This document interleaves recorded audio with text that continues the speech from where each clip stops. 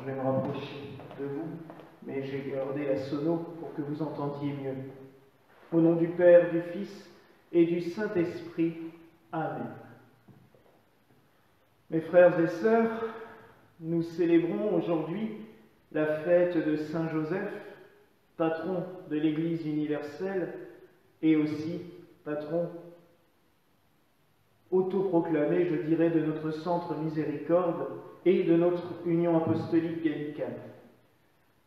Je vous avoue que je m'attendais à toute autre chose pour célébrer cette fête, puisqu'à partir de ce soir devaient commencer à arriver de nombreux pèlerins qui devaient nous rejoindre pour célébrer ce week-end une grande fête en l'honneur de Saint Joseph, célébrer sa solennité, mais aussi beaucoup de pèlerins venaient tout particulièrement pour déposer leurs vœux ou assister au dépôt des vœux qu'ils ont envoyés depuis quelques semaines à notre éditeur, puisque quand le livre sur l'histoire de Saint Joseph est sorti, nous avions proposé à ceux et celles qui achetaient le livre, mais aussi à leurs amis et leurs connaissances, d'envoyer des vœux, soit directement ici, nous en avons reçu beaucoup, ils sont dans le panier devant la statue, et il y a aussi tous ceux et celles qui ont déposé des vœux, nos paroissiens habituels, qui déposent régulièrement des vœux auprès de Saint Joseph, mais il y en a encore un carton plein, j'ai publié la photo ce matin, il y a un carton plein de vœux qui attendent chez l'éditeur. Malheureusement, le confinement est arrivé avant qu'ils aient eu le temps d'envoyer les documents, et c'était risqué, et encore à l'heure actuelle c'est risqué d'envoyer des colis, donc je préfère qu'ils soient gardés là-bas et on les amènera quand notre temps sera plus clément. Priez Saint Joseph. Je vais me décaler pour que vous voyez quand même la statue aussi en même temps. Prier Saint Joseph est une chose qui ne m'était pas habituelle, qui n'était vraiment pas ordinaire chez moi. Je n'y pensais pas.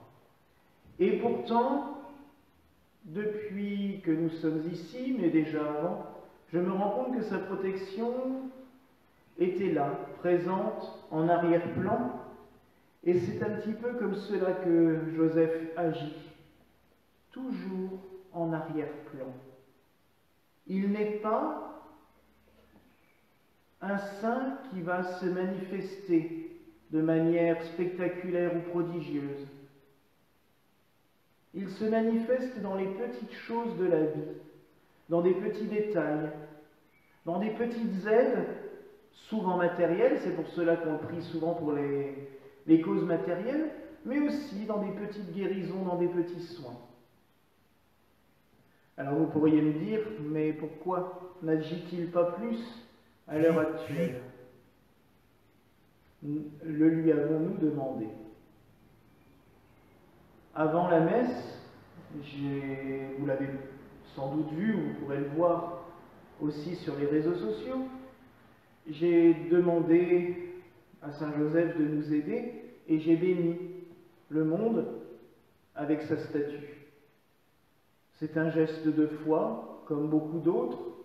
Certains le trouveront peut-être drôle, certains aussi sans doute ridicule. Moi, je trouve juste que c'est un geste de foi, comme le frère André à Montréal avait déposé des médailles sur la montagne, le Mont-Royal, pour pouvoir un jour l'obtenir et construire la basilique qu'il pressentait, comme nous l'avons fait ici en jetant des médailles dans le jardin pour pouvoir acquérir le centre. C'est un geste de foi, peut-être basique, peut-être populaire, mais c'est fait avec le cœur et c'est pour cela que je l'ai fait. Saint Joseph se manifeste dans les petites choses, dans les petits détails, mais il est aussi là pour nous donner force et courage quand nous sommes dans l'épreuve. Et actuellement, je pense que dans sa vie et dans tout ce qu'il a fait, nous pouvons puiser cette force qui nous manque tant. Il faut reconnaître que nous sommes totalement démunis. Cette maladie progresse de jour en jour, de plus en plus. Le nombre de morts se multiplie. En Italie, il a même doublé en une journée. C'est invraisemblable. Ici, le nombre de cas augmente terriblement. On nous demande de respecter des règles. Certains ne veulent pas les respecter, au risque de faire courir à notre peuple et à tous les peuples un plus grand nombre de morts encore. Il ne faut pas penser que nous ne sortons pas pour ne pas attraper la maladie. Il faut penser dans sa tête que nous en sommes sans doute déjà porteurs et qu'en sortant, nous pouvons tuer des personnes qui ne l'ont pas. Ça, c'est, je pense, ce que nous devons avoir dans la tête. Mais Saint Joseph nous garde et nous donne force et courage. Imaginons ensemble, si vous voulez bien, les différentes épreuves qu'il a passées. Apprendre que sa femme est sans doute adultère. Je parle, il a compris, il sait, l'ange lui aura dit, mais dans les yeux des autres, elle est adultère. Il va falloir assumer ça toute sa vie. Il va devoir partir sur les routes avec sa femme enceinte. Ils n'ont pas de logement. Ils vont devoir s'abriter dans une grotte. Puis, même pas de répit, repartir en Égypte, dans un pays inconnu, un pays hostile. N'oublions pas que les Égyptiens n'avaient pas forcément le peuple hébreu dans leur cœur, dans un pays hostile. Plus tard, il va perdre son enfant. Même si c'est son fils adoptif, c'est son enfant. Tous ceux qui auront adopté un enfant savent à quel point ils le considèrent comme leur propre sang, leur propre chair. Il va perdre son enfant, ils vont le retrouver, mais dans des circonstances qui sont quand même douloureuses pour lui. Ne savez-vous pas que je dois être aux affaires de mon père? C'est exactement, c'est dit de même manière qu'un adolescent quand il dit « Qu'est-ce que tu as à dire, toi t'es pas mon père ?» Et pourtant, ce n'avait rien de méchant, mais dans le cœur de Joseph, cela a dû provoquer une blessure terrible. Pensons donc que Joseph peut être un modèle pour nous montrer la persévérance, la foi, aussi la méditation, la prière, le silence. Il ne parle pas une seule fois. Dans l'Évangile, on ne lit une parole de lui. Et pourtant, il est là. Il assume tout ce qu'il doit assumer. Alors demandons-lui, nous aussi, cette force de pouvoir assumer, sans forcément contester du matin au soir. Demandons-lui d'assumer cette épreuve que nous devons traverser, et si nous la traversons tous ensemble, nous serons plus forts. Enfin, je vous disais qu'il se manifeste dans les petites choses, mais j'ai toujours cette belle prophétie d'Isidore d'Isolanis, un moine italien du XVe siècle, qui a prophétisé quelque chose.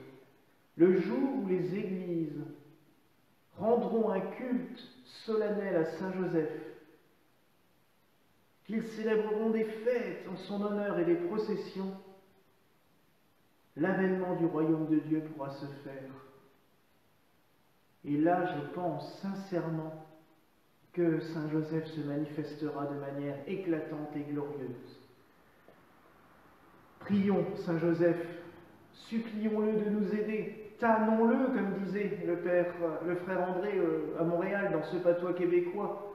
Tannez Saint Joseph, tannez-le tout le temps. Supplions-le de nous aider, de nous donner cette force. Et j'aimerais terminer par un message d'espoir. Retrouvons-nous toutes et tous, je dis bien toutes et tous, au mois de juillet, pour la fête d'été de Saint Joseph. D'ici là, j'espère que tout cela sera passé et nous nous retrouverons tous ensemble pour un beau pèlerinage avec la messe, la procession dans les rues, pour remercier Saint Joseph de nous avoir aidés et soutenus, mais aussi pour prier pour ceux qui, malheureusement, auront payé par leur mort le prix de cette maladie terrible. La maison de retraite que je fréquente, il y a déjà 3 morts en quelques jours. Cela ne va sans doute pas s'arrêter de sitôt. Alors comme Saint Joseph est le patron de la bonne mort, prions-le d'assister tous ces malades qui sont en train de mourir, qui ne peuvent pas avoir leur famille, qui ne peuvent pas avoir leurs amis près d'eux. Que Saint Joseph les assiste, qu'il soit auprès d'eux et qu'il les aide et les accompagne. Unissons-nous, mes frères et sœurs, dans la prière durant cette messe, et que Saint Joseph nous protège et nous garde. Voilà la grâce que je nous souhaite au nom du Père, du Fils et du Saint-Esprit. Amen. Et que la paix du Seigneur soit toujours avec vous.